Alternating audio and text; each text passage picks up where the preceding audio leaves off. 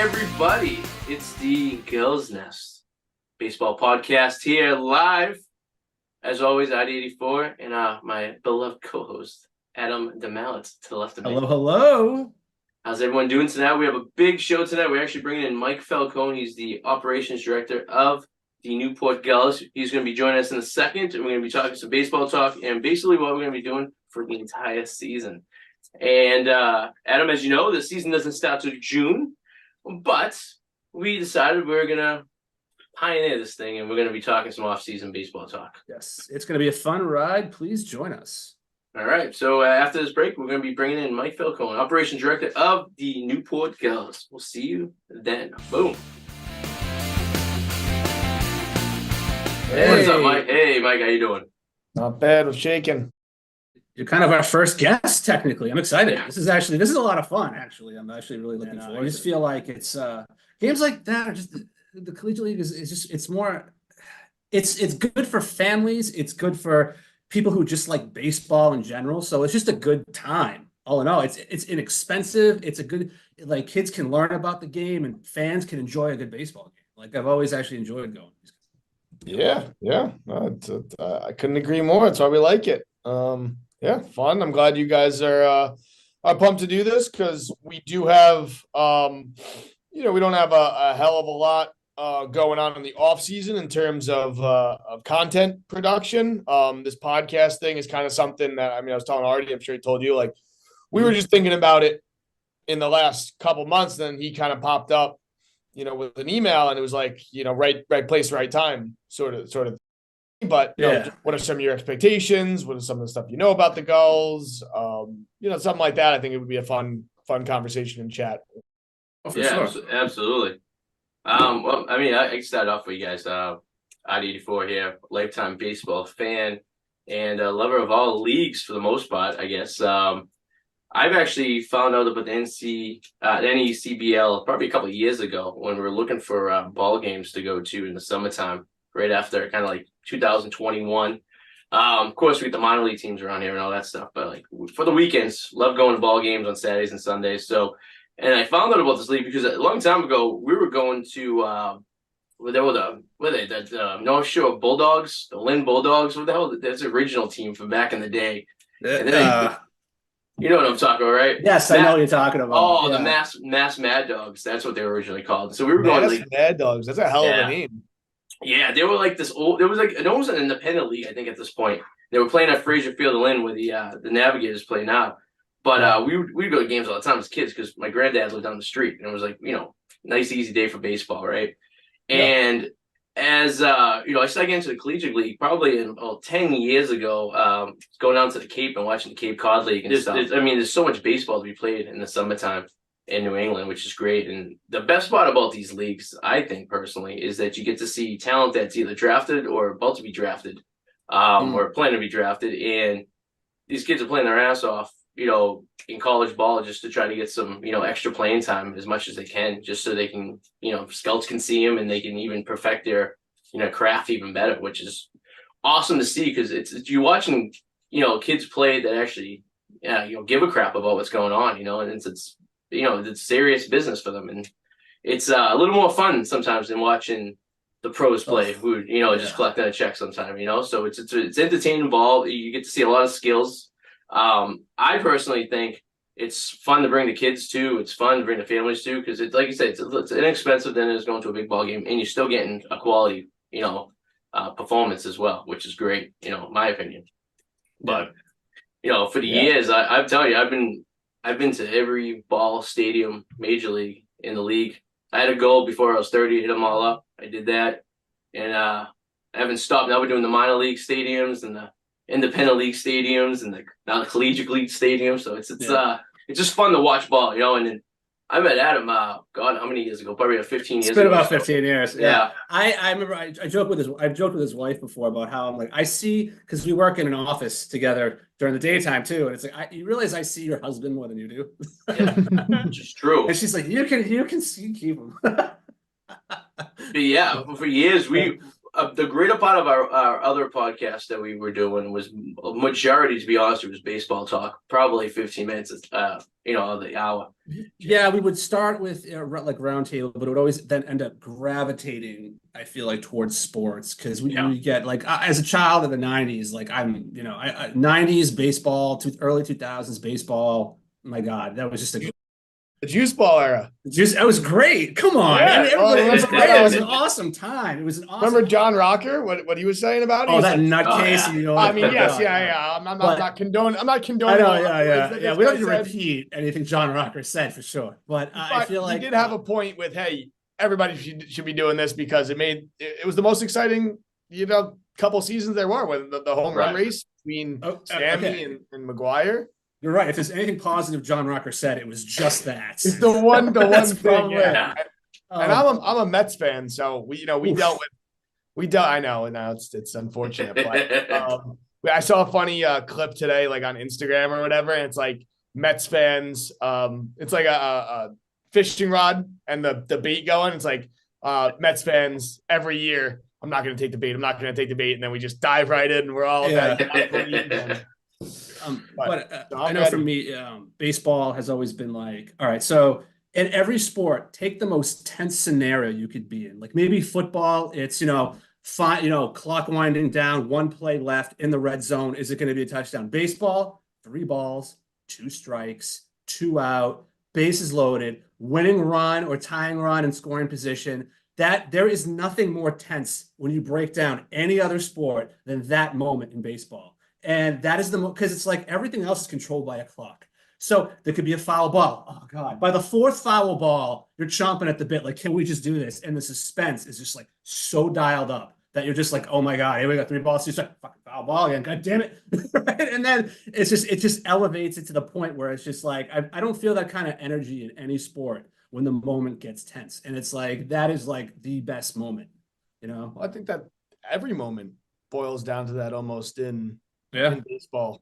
There's so much. There's so much riding on every single pitch that it's true. The game can change so significantly. Like a 1-0 ball game, if you have a home run in the 2nd inning, like that's the game right there. You get up from your seat, and that's the game right there. So that's my love for it for sure. We all have our affliction, and when we fell in love with the game and all of that, but. That's one of the things I tell people as we, I guess not as kids are starting not to watch it, or people, give me the, hey, isn't it boring? That type of not, it's life or death, every pitch, basically. It's true. No, it's definitely true. But I'm just saying that's the one single moment that as a child, like, wow, like this is different than the other sports. Like I actually like this a lot. You know what I mean? When I realized like, okay, baseball is really cool. I will say over the last 5 years or 10 years, so I feel like the game has changed in a way. Maybe it's because being a spoiled Red Sox fan for quite a bit of time in the rivalries. Now that's kind of dialed down a little. It's sort of like, oh, this ownership, come on, I think that the point that we're talking about here is kind of to Arty's point. Like these kids are coming. I mean, you and I and all 3 of us played baseball, but we were never to the level of these guys. So I call us regular people. So us regular people had internships in the summertime. Because because you go to school. This is kind of the analogy I always use. You go to school for X amount of months, 9 months, 8 months out of the year. When you work a full-time job, that's 12 months out of the year. That's every day, 9 to 5, you're going. School is, a couple classes here and there. When you play college baseball, you're playing 50 games, 60 games. There's some travel, but once you get into in-league stuff, in conference, you're staying within a pretty, good area here. When you go to the major leagues, 162 games plus spring training. I mean, that's that. So you play your college ball season, then you come to do your internship with these summer leagues, and you play another 40 games in 10 weeks. Well, let's see who's made for this. Let's see who the cream rises to the top. Let's see who can really do this over a long period of time. Go to North Adams, Massachusetts, or Newport's a little. We're a little spoiled here in Newport, but let's nice down there. But let's send to a random, because in the minor leagues you're shipped off to Spokane, Washington, Little Rock, Arkansas, wherever it is. Play all these games, and then can you do it over this long period of time? So that's kind of what these summer leagues present. Which actually brings me right into my next point, where Arty was talking to me about this. I'm like, oh, that's cool. And then I went on the website, like, whoa, these guys, like, so since 2001, you guys have seven championships, and that's no easy thing to do. And you guys are still they were still relatively new then. I know you guys started with Cranston around 98, but and then in 01, but you're still relatively young compared to some other ones, but you guys have managed to just nail it. And so, like, what makes the Gulls different, I would say, than any other team? Like, what are you guys doing so good that managed to, like, no, seriously though, I don't mean to like it sound like I'm trying to kiss your ass or anything, the numbers are there. It's impressive. Thank you. Yeah. I mean, I haven't been around for since those days, but and that's what I always say too when I'm trying to introduce the Gulls, right? So I'm out doing our sponsorship stuff, doing our marketing stuff, all those things, and it's like me as a Met fan, I compare the Gulls very much to the Yankees. We're kind of the evil empire type of thing, with the most championships. So and I say it tongue in cheek, but to your point, proof is in the pudding, proof is in the numbers. So yeah, seven championships. I mean, I think that the relationships that Chuck Pava, Chris Patsos, our general manager, our vice president, so Chris, who was on the show, for the first episode, the premiere. I think the relationships that they've developed throughout college baseball is equal to the environment that they've created here in Newport, right? Yeah. So the team that wins, and you guys are going to see this, being on the front lines this upcoming summer. The team that wins is not always the most talented club. It's the team that wants to be here. So if you're treating your kids well, you're feeding them well, you have good amenities while they're in your community. They have a nice gym. You have good host families. You kind of create this culture. And kids want to stay and want to win for the name on the front, not the back, and really care about it. That's the team who wins. So we've had talented teams throughout this 20 some odd years that are way more talented and filled with draft picks and so on and so forth that haven't won championships. But teams like last year, like the 2023 team, like those guys wanted it. They were not going back to their respective colleges and without getting the ring. So that's, I think, really the culture and the relationships that those guys have created is what I would put a testament to. So that's interesting. You said that with host families. So the NECBL is run like some most college league where you have these host families that will volunteer to take these kids in. Because I always wondered how that works, because obviously if you send these kids up to a foreign land, they could be, from California at this point and going to play on, like Stanford, Maine, or somewhere up there in no one's land, right? North Adams, like you were saying, because these families really are into baseball and really into taking bringing in these kids. Like a lot of them are empty nesters too. Like the kids are gone and they just want to bring some people in because they like, going to the games and stuff, which is great. And I think that it's like my friend was saying, it's an experience you'll never forget, because it was like a second family you'll never forget. Basically, we took them in for the summer, just for the month, 2.5 months that they're down there playing and everything. But what I was interested in knowing about is, like you said, 7 championships, super impressive. The rosters change all the time. Now, is there a draft, or do you guys have first dibs on plays you had prior years? How does that work when you getting your team together? It's a great question. So the rosters, surprisingly, there's not much. It is kind of like the Wild Wild West with players. So there's no official draft. There's no official free agency pool. Although somebody should trademark this. I think that's be a good idea. Is there should be some sort of database that helps update those things.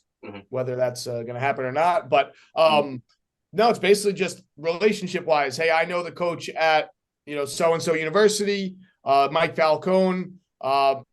Hey, Chris Patsos. Hey, Chuck Pava. Hey, Arty. I got this right-handed pitcher. Going to be a sophomore from blah, blah. I think he's going to be really good. I would love to send him over to you this year. Hey, I got, so-and-so from Vanderbilt goes, hey, I got boom, boom, boom, boom. I think they would be great fits for you. which ones do you want? Hey, I got so right now we're at about we're at 40 player rosters, 40 man rosters, and I'd say like 30 of those players are coming from schools that we have those relationships with.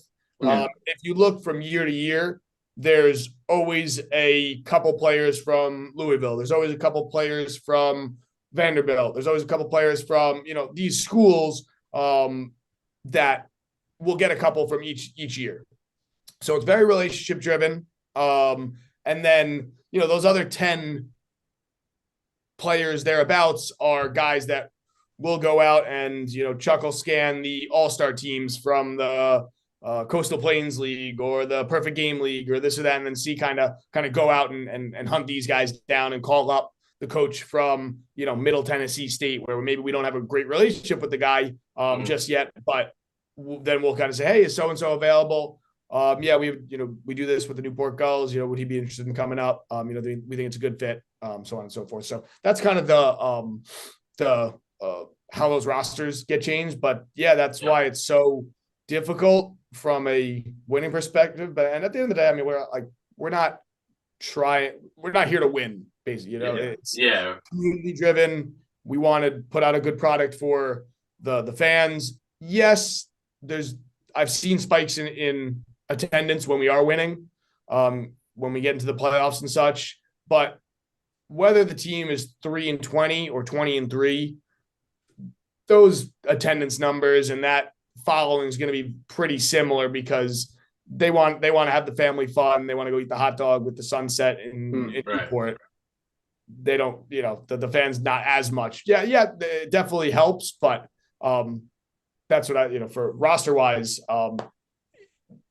that's kind of the mix of it. So how's the process?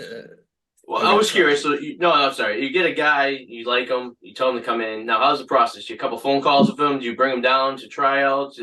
So I'm a guy. I'm a sophomore playing for East Tennessee State University, and you guys reached out to me, and now do you come give me a call? Do you call? Do you tell me take a ride up to Newport, Rhode Island? Do you send the guy down? Nothing. It's kind of blindly. You just kind of. Well, yeah. I mean, it's that. You're going on your relationships, really. Yep. You're going on the coach at the college, because these guys recruit. I mean, these guys if they're on their team, they know them really, really. They already did the betting process. They already did that. That's true. Yeah, right. That's true. The numbers are there. That's another point of baseball, is like the numbers are the numbers. Yeah, don't lie. Yep. Why I think love baseball too is that they're playing for how many games. This isn't just hey, he played 15 games last year, he's pretty good.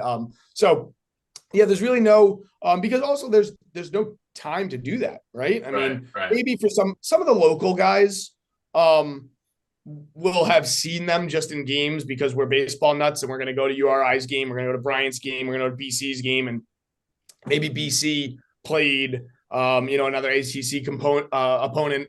And wow, who's that guy? Oh, we should look into him for that next year. Little things like that. But it's so much of, hey Adam, who do you? Oh, hey, that guy over there you saw? Oh, we have a kid come from Northeastern. While we're on the phone with the Northeastern coach, hey, you guys played Belmont. How is so and so? You got to if you can get that kid, you got to take that kid. So it's very much that word of mouth piece. It goes back to community where, hey, is he a good kid? If we're sticking him with a host family for 2 months. 2.5 months. Hey, how is he in the dorm rooms? How is he in the classroom? How is he there? I mean, we know what the numbers say. Right. What does the other side say? That makes sense, because you don't want to get off a problem. You don't want any issues. And these host families are volunteering, I'm assuming, right? Taking these kids in. So you don't want to, you just don't want to ruffle any feathers in the future going on to that. So it makes completely sense. And I think baseball is a very disciplined sport. I think it's a sport where it's very number driven, like you said. I think it involves a lot of head strength rather than physical strength, because a lot of these guys, it's just a matter of just going out there and doing your best as you can. Pitches, that's a whole nother story. Thinking of what they have to deal with statistics in the head and stuff like that. And, it's a game where the numbers could be against you for a little while, and you're going to be on a little bit of a weird streak. But, if you're statistically that good, then the numbers won't lie, and you'll eventually get out of your slump if you can figure it out. Which I think is the most probably it's almost like I compare baseball in the out of gambling to like kind of like poker or no, blackjack rather, where you can kind of, if you're really good at knowing the cards that are coming out and you kind of know what's going on statistically, it's in your favor if you're that talented and you can do it. But yeah, I'm not I just really think I'll tell you that much. Yeah. Catch me never at Encore. Yeah, I just right. happened to be looking up some attendance numbers. I was curious here because you mentioned it, and I was like, very again impressive average of 2,093. That's better than some Oakland A's games. It's better than most Central games. Absolutely. We were gonna throw that stat up early in the year because should. they were in the beginning of this season, especially. It was getting rough, huh? Yeah, you can easily say to some of these guys, like, listen, you're attracting more people than the Oakland A's. Which is pretty. Listen, there's nothing wrong. Newport in the summer is probably one of the best places to go in New England. To be honest, my sister got married there in June a few years back, and it is the most beautiful place. It is beautiful in New England. I would, it's great because you're on vacation. You have the kids, you have the family. What are we gonna do? I don't know. You can only do so much during the day. Oh, let's go see a ball game. It's cheap. It's entertaining. And it's affordable, close to the downtown area, right? It's a historic stadium, so if you're a little bit of baseball nerd, you get to indulge in that. And it's who doesn't have fun at a baseball game? Even kids that don't understand what's going on, there's so much going on during the game. And then you get the popcorn, the cotton candy, you get all that stuff, which just makes it even better. And then the parents can have a beer, and everyone has a good night. It's and I'm sure you guys do. Do you guys do fireworks every once in a while at the games? We don't do fireworks. No, the city does it on 4th of July. Yeah, right. Okay, yeah. We'll be playing Keene this year on the 4th of July. That's right. Yeah, unfortunately, where we're the proximity to residential area to commercial area, we can't do much in terms of fireworks. That could be, I can see that being problematic to the people living in those mansions down there. They would probably be a little frowned upon, the pyrotechnics. So the amateur pyrotechnics go down the street. They do it out in the harbor for July 4th. Or it depends on the sometimes they don't do it on July 4th, 3rd, 5th, whatever. But they do them out in the harbor, and we play, and there's a nice view from if you stand up in the ball in the yard. I think that you guys kind of hopping in questions about the organization, the history of it. I think that just for our viewers, you guys are kind of coming in with a bunch of experience in the media world, in the podcast world. You guys have been doing this together for a decade. Wow. Yeah, it's a marriage, Arty. I was gonna say, like legally, you guys are married, right? Isn't that how it works? You might as well be together. It'd be common what's law. What's it called? Common law marriage. Yeah. So you already had reached out to us just to give it a little backstory, because you guys are gonna be kind of running with this thing now through the off season into the season. Yeah. I think it'd be nice for our folks to kind of hear the little, not that it's crazy of a story, but reaching out, baseball nuts, kind of saw the Gulls, and I think it's a good pairing. You guys are passionate about it.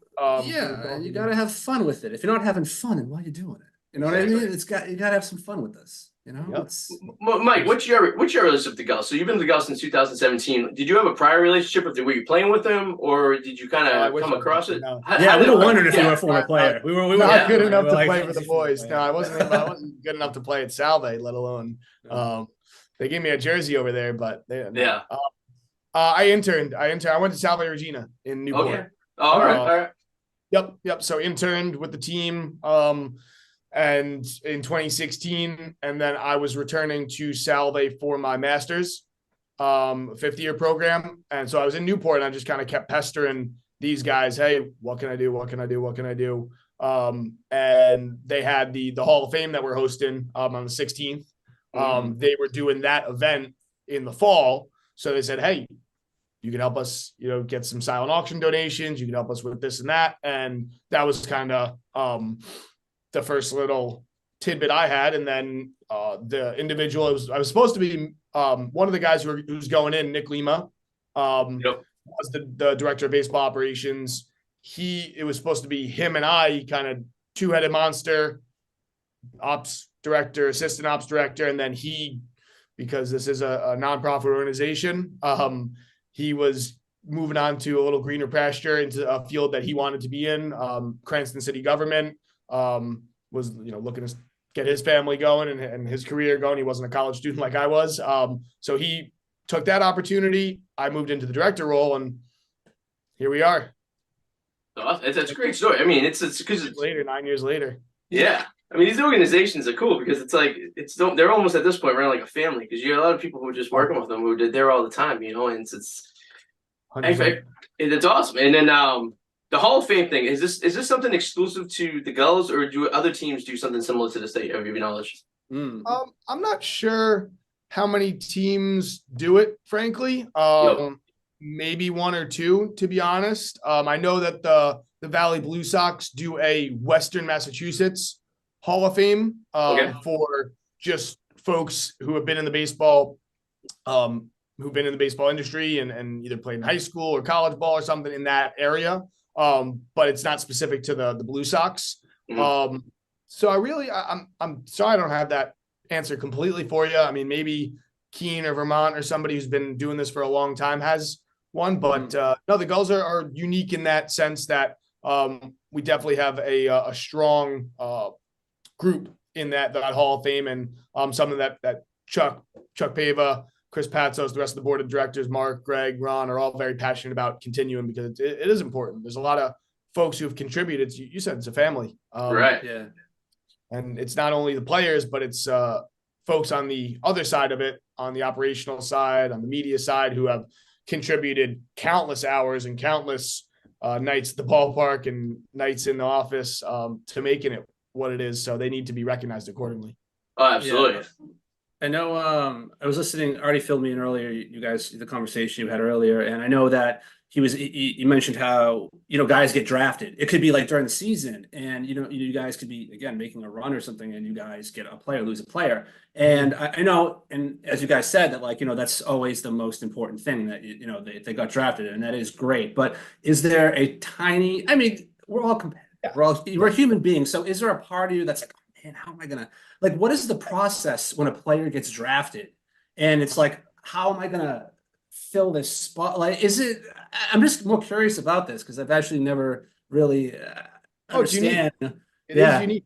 It's unique. Well, and now more than ever, the draft is in July. So previously we didn't have to deal with this.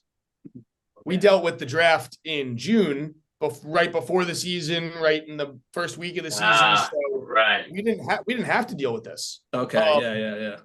We also didn't have to deal with the transfer portal too, which is free agency in itself. Oh God. Basically, yeah. It's two things so that's why I think it's even more impressive that, the guys were able to build this roster last year to combat that, because building the roster, Adam. So how do we get ready for that? Is that 40-man roster? That's why we went from 30 to 32 to 35 to 40, because we know we're going to get guys drafted. We know we're going to get guys. Even step back, we know we're going to lose guys mid-season, end of season, to innings limits, to school going and starting up, to, hey, I'm homesick, I want to go see my girlfriend, I haven't seen her in forever. We're always going to lose guys, but now we're going to lose another handful to the portal, to getting drafted mid-season. So you have to plan for that in the beginning of the year. You got to have 3 second basemen, 3 catchers. Yeah. Is the writing sometimes kind of on the wall for some of these players? It's like, okay, this guy, I have a feeling he's just really good. Probably going to lose him. We should probably start thinking about this. Is that a common? Yeah. I think it goes back to that initial conversation. Hey, I know Arty is a junior. He's draft eligible. He's your Friday night guy. Hey, we're going to take him, but we know he's probably going to head out. So let's stay in communication. Hey, Arty, are you going to go in the 17th round? Yeah. Or is it 8th round or bust? What's that? Where's your threshold here? Right, hey, are you going to sign for a bag of, a pair of cleats, or are you So I think that communication piece is huge. But yes, there's a lot of hey, I know I'm leaving. Brian Hendry got drafted by the Yankees last year. Absolutely. That was one of the coolest players to see because he was sitting 96, 97. I mean, there was 98. Oh, nice. Awesome. With control. Yeah, it was really enjoyable watching him throw that baseball 10 yards away. When going into the coming from Oklahoma State, he was at St. John's previously. He was gonna go. I mean, you're sitting 96, you're gonna get picked up. So Chuck kind of knew, hey, we're only gonna get this guy for this amount of time. Then you make the decision, hey, do you want to do that? And the answer was yes for him. Sam Costigan, who was an Air Force kid, who just got, he's second team All-American as a second baseman. I've never seen that guy play anything but first base, DH, maybe outfield. Never did second base. He's the best hitter in the country. I mean, he's 100 plus hits. That's awesome. So, but a guy like that, where hey, he's leaving on July 8th. Right. So it's a matter of do you want to do that? And if we are going to do that, Bill Belichick, next man up. We have that plan there. So, it's like, Arty, you said you have a lot of experience with the Cape. Those teams are they almost have two teams. They have one team before the College World Series gets done, and then they have the College World Series team that basically flips on over. Yeah.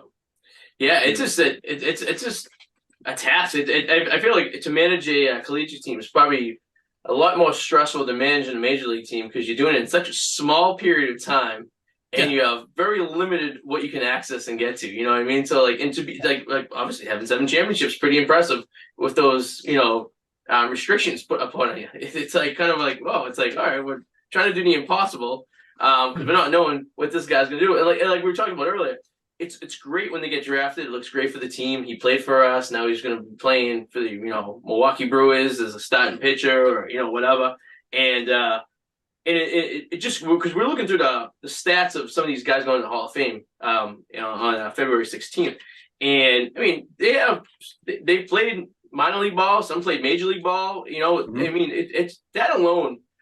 I always say that baseball is one of those sports where it's easy to get into, but it's harder to make that jump from step to step. Like, for example, if you're a football player, you're either good or you're bad, and no one's ever going to look at you. Maybe you'll be a practice squad. But baseball kind of you can kind of build your ability and become better just because of all the levels they have as you work your way up.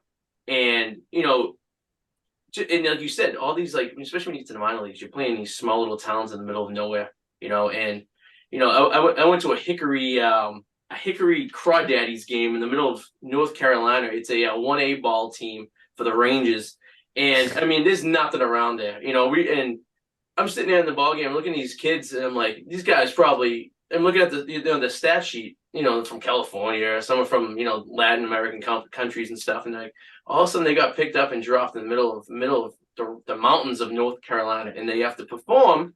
And forget about all the other stuff they have going on at home and all this stuff and be able just to focus in. And I think that which makes baseball one of the most impressive sports to be able to do very well in because there's a lot more obstacles you have to deal with. Think about testing the love. The love is shown in that scenario like you just described. Absolutely. Who really loves this game to stick it out in the 97-degree weather in Hickory, North Carolina, with 7 fans in the stadium. We love Hickory. We love Hickory. Hey, listen, talk about being dedicated though. I know I don't know if this is true, but I remember I was at a Navigators game and they were playing the Martha's Vineyard.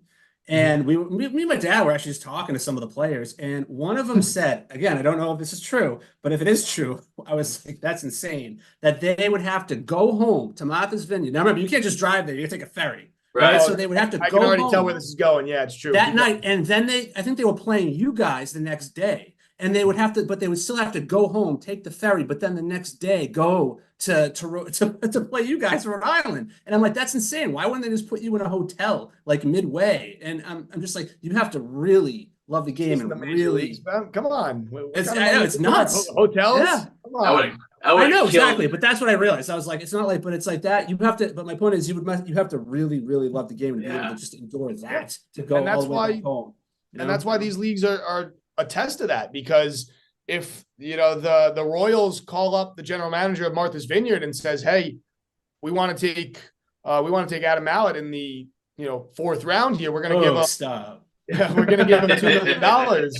Hey, I know you guys got to go on the ferry each and every night. He's a pitcher. He only played 4 or 5 games.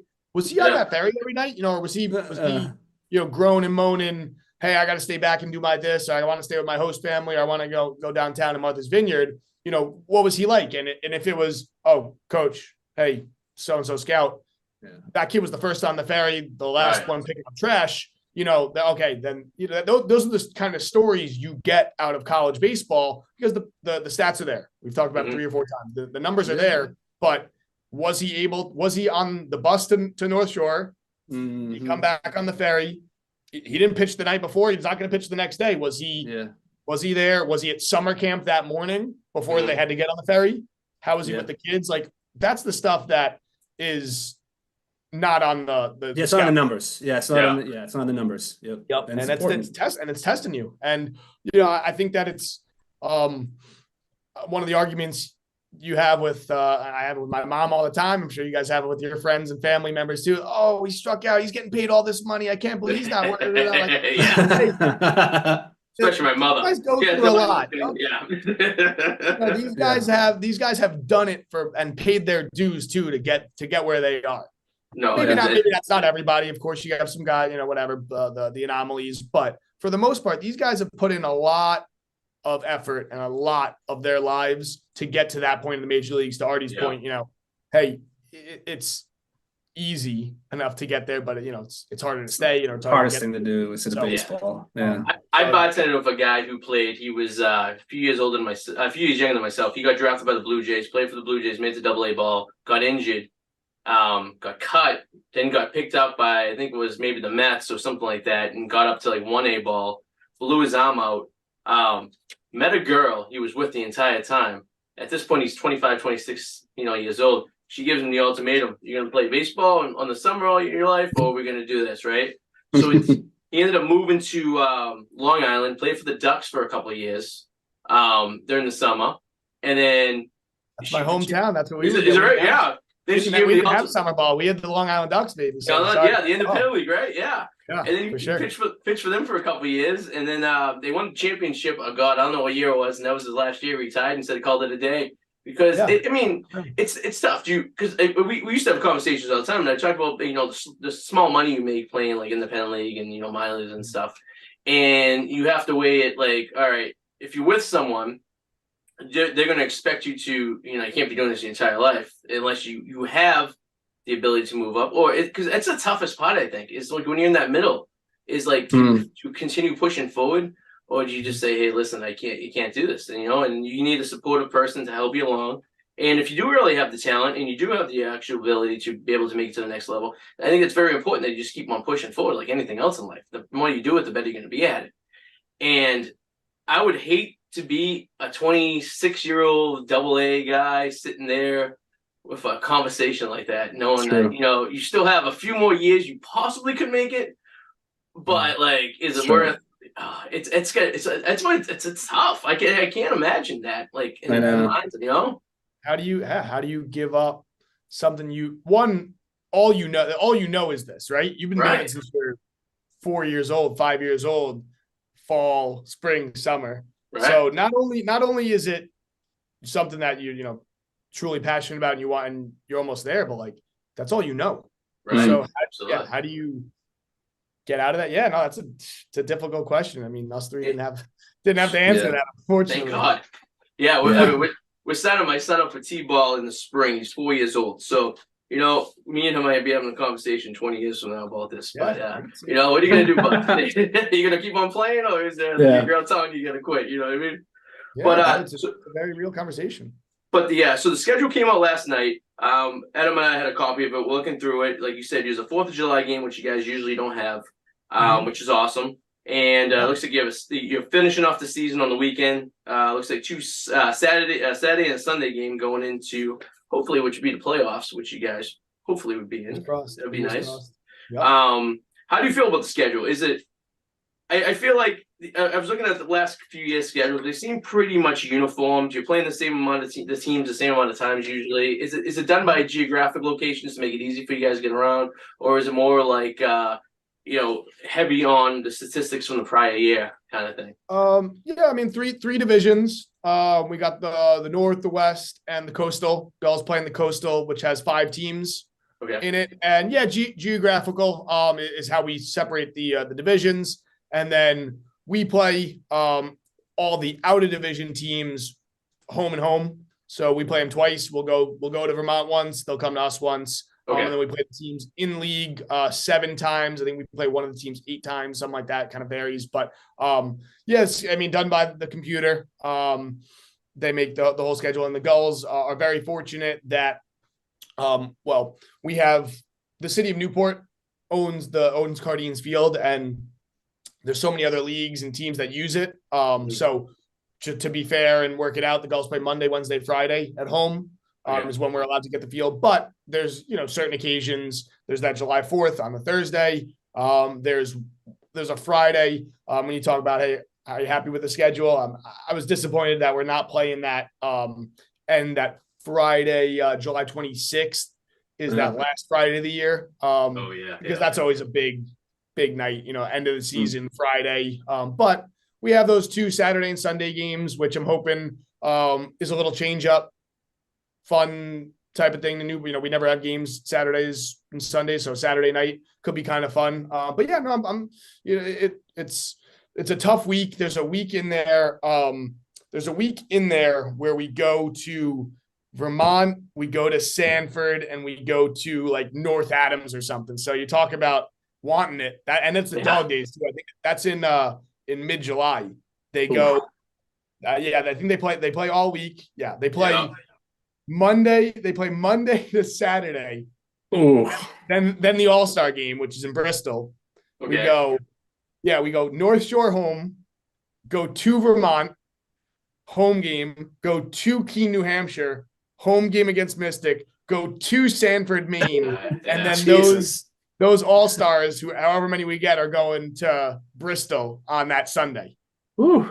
Well, if you weren't from New England and these kids, you're going to get very well known with New England after that week. I can tell you that much. I know, right? Yeah, that'll be a doozy, that one. It is what it is. It's schedule's the schedule, right? And you just the bus. I mean, we've all taken long bus rides before, but that's a lot. I would love to do the math on see how many miles and hours these kids are on the bus for the entire 2 months of ball. Arty, remember when we were young though? We could do that, and we could probably handle that. It'd be fine. It's like you got time. You got time on your hands. It'd be fun. I know. It's you figure out things to do to kill time, I guess. You and I are like, oh my god, that sounds horrible. Yeah. Well, guys, think about the. Unfortunately, we're doing it the second to last week of the season, but you look at the past couple of years' schedules. We went to Vermont like that first week. Yeah. How great for building team camaraderie is that? True. Hey guys, absolutely. You're from all over the country. You don't know who so and so is. You're on a bus with them for 4 hours up to Vermont and 4 hours back. Get to know each other. Hey, for sure. That's summer ball too. That's one of those beauties of it. And the bus rides, like you guys are going to have former players, incoming players, guys who played summer ball, guys who haven't played summer ball. You're on the podcast. That's one of the things that they talk about. Hey, the bus rides were. I'll never forget the bus ride, especially after you win a championship. You never forget the bus ride home. All right, yeah. So those are some of the best moments playing the games that they play, and also it's an experience that I know our folks feel very passionately about, because a couple of years ago we did away with the home and home. It was more of a COVID restriction, because as you remember, all the different states had different restrictions. So somebody from Rhode Island like couldn't go to Vermont. There were some of those things that they had in place. But so we did away with it, and then the question was, hey, do we want to continue with this?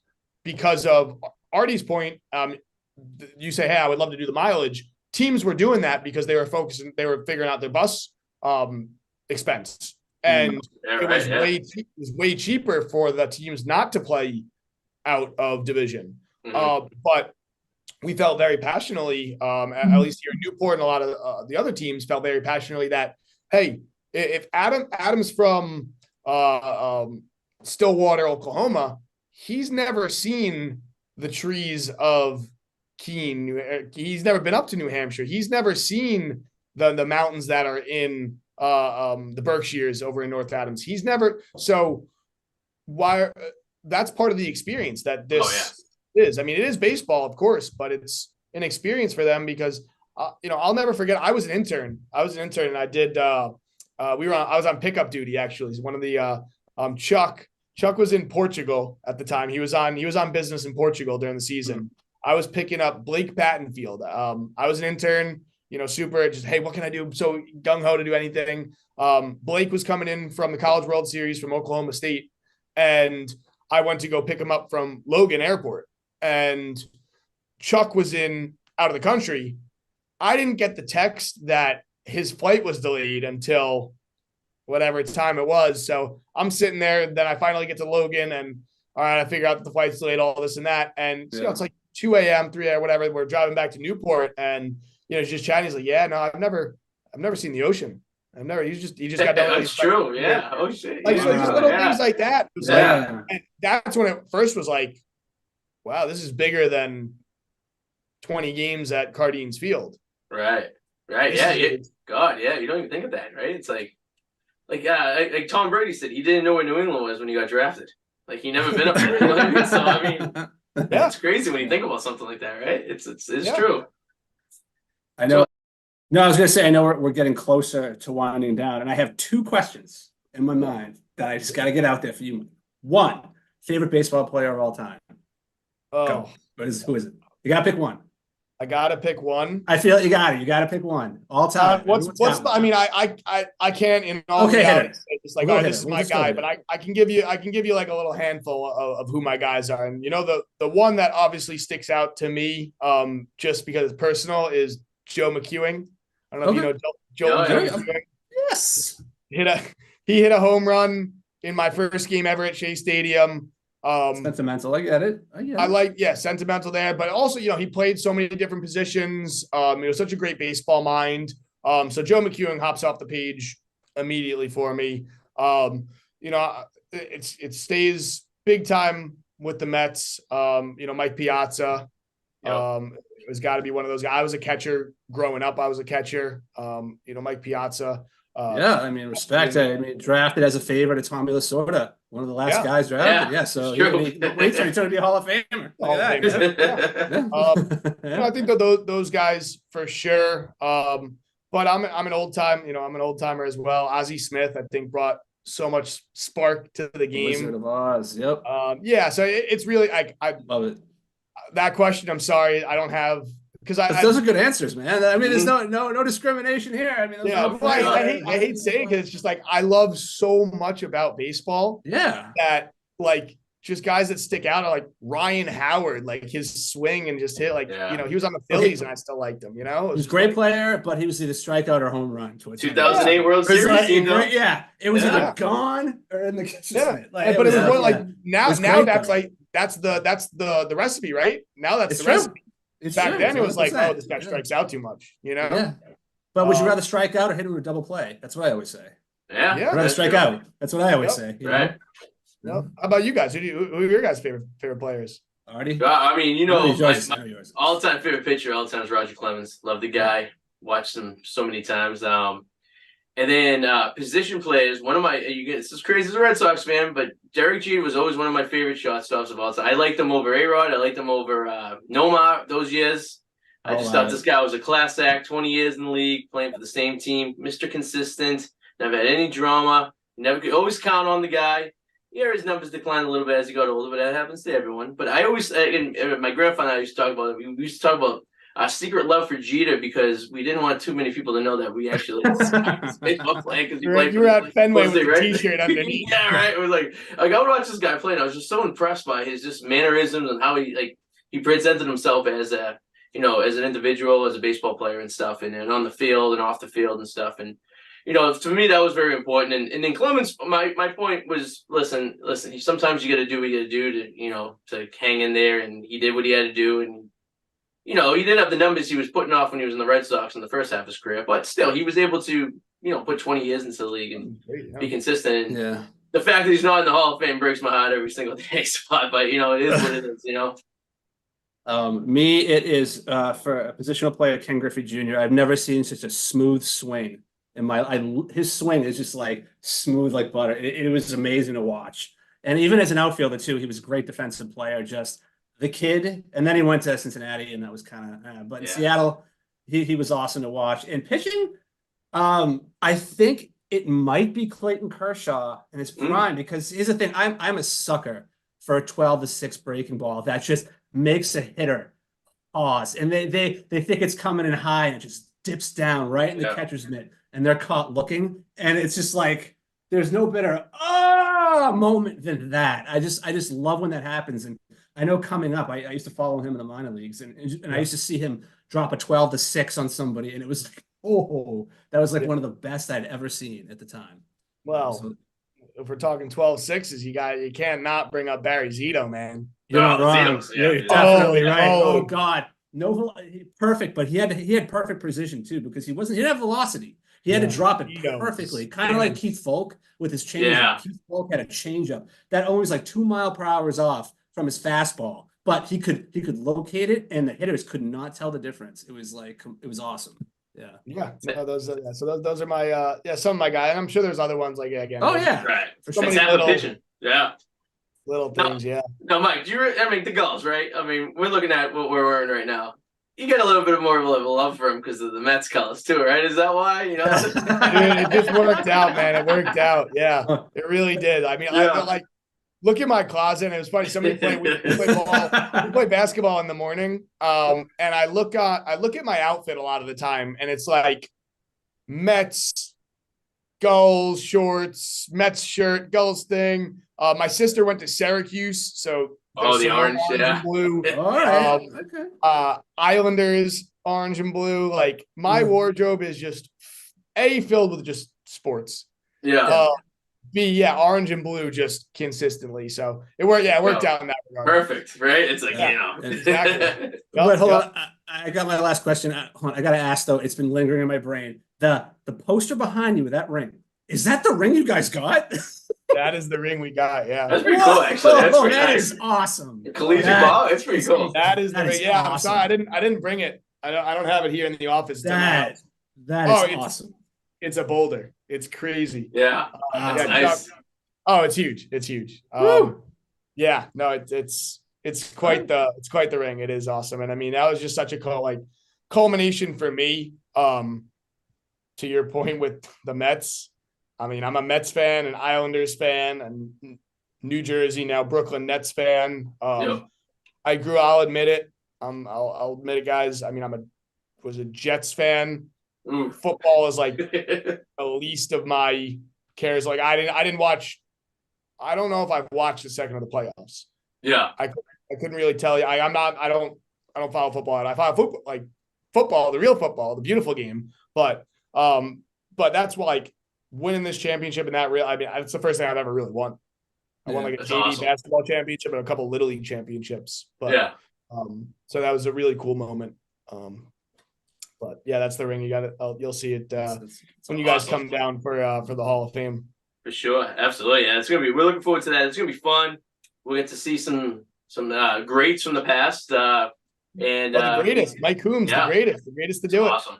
Yeah, we were looking at so many. We were going over it the other day at work about all the people going in, and everything's pretty cool. And it's just really fun experience. You're supposed to say that. I don't think you're supposed to say that you were going over that at work on company time. You can cut that part, right? They don't watch that. They already know we do shows anyways, right? Yeah. They actually encourage us. It's just like a good coach. Hey, I don't care what you guys do before the Right. game, after the game.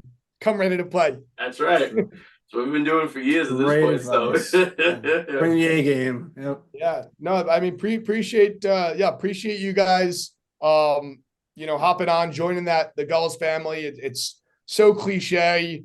All these companies, they say family, they say that, it really, and I'm going through the process right now of hiring the interns, so many applicants and so many conversations, and it really, really resonated. I mean, from the top down, from Chuck, Crit, all those guys, just really set up such a strong bond and a strong atmosphere down here that by the end of the season, you guys are starting up here in January, February. yeah, By the season, you'll have that feeling. But I say it again, I said it all. It's the best summer of your life. I mean, it's a lot. It's a hard work. It's a lot. It's hard work for you guys putting this the show on, editing, getting all the guests, all that type of stuff. But it really, you look back, and that's why this poster over my head. You look back, you're like, wow. That was special. That was fun. That family is at. We're looking forward to getting everybody together at the Hall of Fame. Looking forward to seeing everybody at Cardines Field. But Len, looking forward to seeing this podcast. What should fans expect? What's the game plan here for you guys, and where you want to take the Gulls Nest? Well, I mean, if it's anything that we've done in the past, it's bringing people in. It's getting stories, getting deeper than baseball sometimes, learning where they're from, learning what they like, what they love, what inspired them to play baseball at this point, what they're doing with their lives outside of baseball, which I think is important. I think people like to relate to that because they know, like, you're just a regular Joe playing ball, And to like Adam and I were talking about, looking over the schedule prior to you joining us, about places we, on some of the road games, checking the team out on the road, seeing how they do. Just seeing the other facilities other than Newport, and I think it'll be a fun couple weeks of baseball, and hopefully a couple months rather. I'm sorry, of baseball, and hopefully into the playoffs, which would be really fun. Getting a lot of material going into the play, right? So yeah, I know you're 1 year off, but we'll I know, don't want to jinx it. I'm not saying anything. Mike Basile. That was my childhood friend. We grew up in the same town back on Long Island. He got involved last year helping run the media. Arty, Mike, Adam hasn't met him yet, but the dang kid comes in last year and we win a championship. I've been doing this for how long, and we haven't won. And so he was the beginner's luck last year. Maybe you guys bring us some more. And we back to back it on your first. That'd be nice. So like that. do we get this if you guys finish last? Yeah. Oh yeah. No, maybe. That's the Mike Falcone curse. Believe me, we were. Oh no. 2017 didn't make the playoffs. Yeah. And that was the most talented team and most pro guys that I've been a part of was 2017. You talk about that roster. J.C. Flowers, Eric Miller, J.J. Blade, Cameron Meisner. I mean, that team was loaded, but everybody got here at the end of July or at the end of June. And by the time we finished the season on like a 7-game winning streak, we were so hot, we missed the playoffs. So I have no doubt in my mind we would have won the championship. But yeah, we didn't make the playoffs in 17, which was my first year. We lose in 2018. We lose in 2019 in the league championship, the Southern Division Championship. 2020 nothing. 21 made a little push, but obviously lost there. And then in 2022, we lose in the 1-game playoff, which the playoff format switched, and we lost game 1 this year too. So we would have been out as well. So unfortunately, when I got involved in 2016. Till last year, it was kind of the curse on my part. So point being, I don't know if they just didn't have anybody else, but they kept me around enough to win one. There you go. They're keeping me for the most part right now. So I don't think your jobs are predicated on a championship, but it would be nice. I'll tell you that much. It'd be awesome. But I tell you, I am superstitious. I am. Yeah. So I think anyone likes baseball is right. Yeah, I think it's a whole big superstitious thing. So yeah. Well, Mike, yeah, thanks for joining us tonight. It was awesome talking to you. Yeah, it's great. Thanks. To multiple weeks of collegiate baseball. We're gonna pioneer this stuff. Every other collegiate league is gonna be looking at the Gulls and be like, "Damn, we should have done stuff like this." Because I hope so. People involved, you know what I mean? So that's what I'm looking forward to this. That's the plan. Great, good stuff, guys.